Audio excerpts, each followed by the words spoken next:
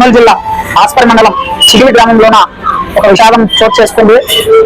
నిన్నటి రోజున పాఠశాల వదిలిన తర్వాత చిగిలి గ్రామంలో ఆరు మంది విద్యార్థులు ఈత కొట్టడానికి వెళ్లి చనిపోవడం జరిగింది. కుంటలో పడి విద్యార్థులు ఎంతో భవిష్యత్తు ఉన్నటువంటి విద్యార్థులు రానున్న రోజుల్లోన హై స్థాయిగా ఎదగాల్సినటువంటి విద్యార్థులు ఈరోజు ప్రాణాలు కోల్పోవడం చాలా బాధాకరమైన విషయం.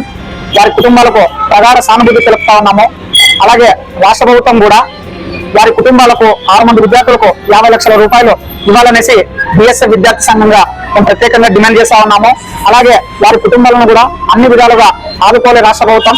స్థానికంగా ఉన్నటువంటి కలెక్టర్ గారైతేనేమి, ఆవేన డివిజన్ లో ఉన్నటువంటి సబ్ కలెక్టర్ గారైతేనేమి, ప్రజాప్రతినిధులు కూడా ఈ విషయం పైన స్పందించాలి. ఎందుకంటే ఎంతో మంది 6 మంది విద్యార్థులు చాలా బాధాకరమైన విధంగా చనిపోవడం అనేది.